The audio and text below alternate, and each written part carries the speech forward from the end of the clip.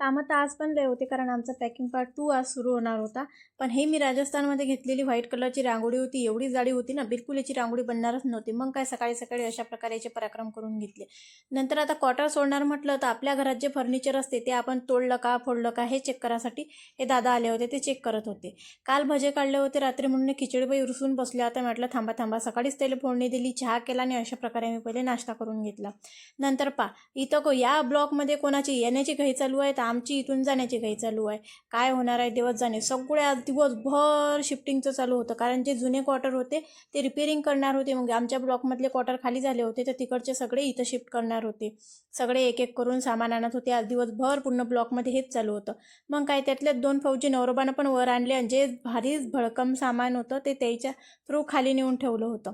नंतर आमचं चालू होतं आज किचनचं सामान पॅक करायचं. तर जसे भांडं स्वच्छ करता येईल, जे काही भांडे स्वच्छ करता आले काही तसेच ठेवता आले. पण जे घासून थोडंसं ऊन दिली तशा प्रकारे छोटे छोटे भांडे होते ते घासले आणि त्याला ऊन दिली, मग ते पॅक केले. नंतर दिवसभर कामात बोर होते म्हणून नवरबाने हे दबड लावलं होतं. म्हणे आता याच्या तालावर तरी आपण काम करू शकतो. म्हटलं ठीक आहे नवरबा, थोडी एनर्जी इन हे लावलं तर मग काय त्याच्यावर आमचे कामं चालू होते.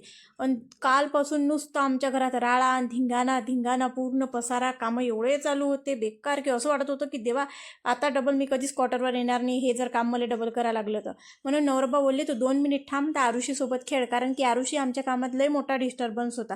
काही काम करायला गेलं की ते मंदामंदा करतच होती, हे पाहिजे ते पाहिजे असं चालू होतं. म्हणून नवरबा बोलले मी पॅकिंग करतो, तिच्यापाशी तू 2-3 मिनटं थांब म्हणून.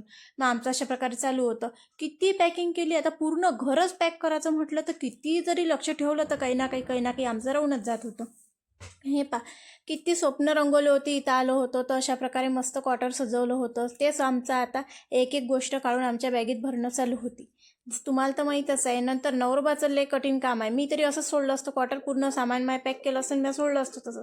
पण आमचे नवरबा लय भारी आहे. बोलले की क्वार्टर आपण दुसऱ्याच्या ताब्यात देऊ ना, त्याने नाव काढलं पाहिजे की क्वार्टर क्लीन होतं म्हणून. मग काय पूर्ण क्वार्टर मला क्लीन करायला लागलं. नंतर झाडूपोछा करून ठेवला. आणि असं आमची गाडी आली होती, या गाडीत आमचं सामान लोड होणार होतं. आता हे सामान डायरेक्ट आपल्या गावी जाणार होतं. 3-4 दिवस लागणार होते, पण ठीक आहे. पूर्ण सामान म्हणजे या गाडीत आता तोडफोड होणार नाही, व्यवस्थित सगळं सामान घरापर्यंत पोहोचेल.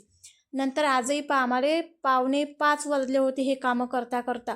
नंतर आमचे सगळ्यांनी आंघोळ्या केल्या, तिघांना त्याचे कपडे धुवून टाकले. अशा प्रकारे पूर्ण स्वच्छता केली. नंतर मी पूर्ण केस धुवून टाकले होते, कारण आज एवढी धूळ असं वाटत होतं की म्हणजे तोंडावर काय मास्क लावला आहे का मातीचा, एवढं बेकार वाटत होतं. आणि हे तुम्हाला म्हटलं ना की आमची इथून जाण्याची घाई आणि दुसऱ्याची इथं येण्याची घाई. त्याचंही बिचारायचं दिवसभर शिफ्टिंग. म्हणजे आमच्या ब्लॉकमध्ये आज कुत्रा काय एक लेकरू रिकामं नव्हतं, ते पण शिफ्टिंगचे कामं करत होतं. नंतर मी संध्याकाळी मस्त जेवण केलं आणि थोडंसं निवांत बसली होती, कारण नवरबा पार्टी होती त्याची, ते बाहेर गेले होते. तर आरुषीला आला ना की 8:30 वाजले आणि ते बोलली की चल मला आता आईस्क्रीम खायची आहे म्हणून. रडत होती. मग काय एवढ्या अंधारात गेली. तिची इच्छा असेल की आई आपली हे आखरीची रात्र आहे आपली बिकानेरमध्ये, चल आज तरी आपण कॉम्प्लेक्स पाहून घेऊ म्हणून.